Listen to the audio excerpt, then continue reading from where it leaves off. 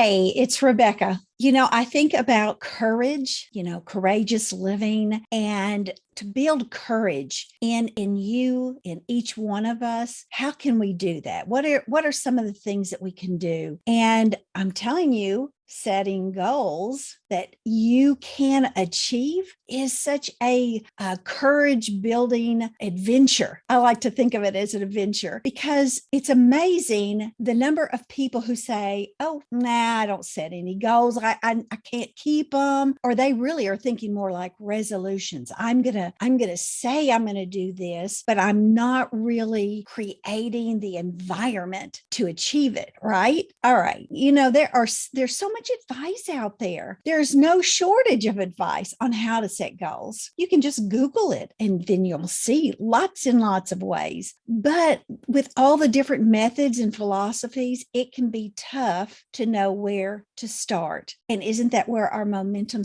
gets going, is when we take action, because we have actually started down that path. And, it's just that the good news is there's no wrong way to set a goal as long as you are clear, that clarity on what you want to achieve. You just have to have the clarity, have a plan in place to get there. And that way, you know that you're on the right track. But again, this is something that I help my clients do because they don't know how to get started. They don't know how to set an achievable goal. And then they don't have the accountability to make sure that they are going to be successful toward it. Because honestly, until you get in the habit of setting goals and achieving the goals, you can kind of waffle back and forth. Is that a good idea? Is that not a good idea? Should I work on that today or should I not? It's really interesting. So I know everyone has heard of the SMART goals: specific, measurable, attainable, realistic, and timely. There's a time frame. But let me just talk about it in a little bit different way with you today. So let's define your goal. First things first, what do you want to achieve?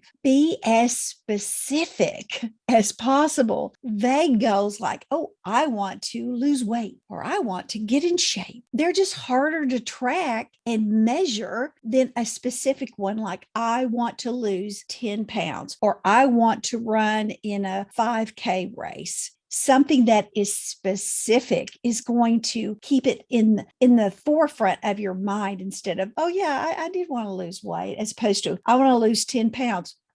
Eating that cookie, is that really going to get me there? You've just got to be specific. And two, set a deadline. If there is no timeline attached to your goal, it's so easy to keep putting off taking action. But if you have a date that you're working towards, it's easier to stay motivated and on track. Okay, I'm going to be going to Dallas in 2 months for an event, and I want to lose 5 pounds before I get there. Okay, I've got my time frame, 2 months. That could be 2.5 pounds this month, 2.5 pounds the next month, and then we're there. Having that timeline attached is going to help me stay on target. And then, y'all, make a plan. What steps do you need to take to reach your goal? It's the steps. It's like if you were building a house, you wouldn't just start going, well, let's see, I think I'll just put a board here and I'll put some cement over here. And, that'd be a good place for a water line. You plan things. You're going to plan for your success. Great way, break down the big picture into smaller, more manageable pieces, right? For example, if like my weight is to lose 5 pounds, then if this was your goal to lose weight, it might include making healthier food choices, exercising regularly, and then tracking your progress, not getting on the scale every day, but say Mondays, I'm going to get on the scale, or Wednesdays or Fridays, I'm going to get on the scale and see my progress for the week. Because right now, I make sure that I walk a mile every morning. And then I do yoga exercises and stretches for me because as I'm getting older, I know it's so imperative with all I'm doing with my business. I have got to stay in better shape and with more strength to be able to come on and talk to people and do the things I want to do. Okay, 4, get accountability.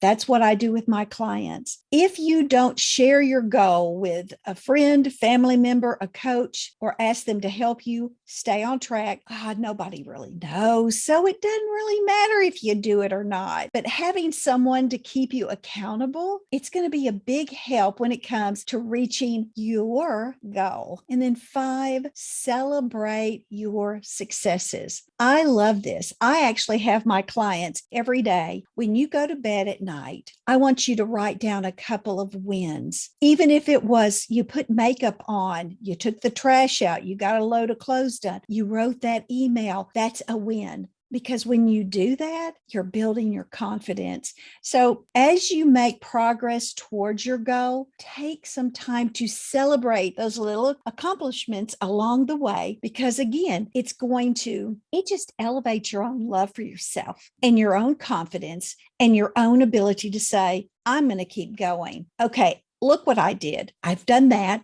I see my steps for the end goal here. I'm going to keep working at it. It's just going to keep you motivated and inspired to keep going. So goal setting it's a personal process. So there's no one right way to do it. The important thing is to find what works for you, take these steps, and then take action. I know you can do it. I believe in you.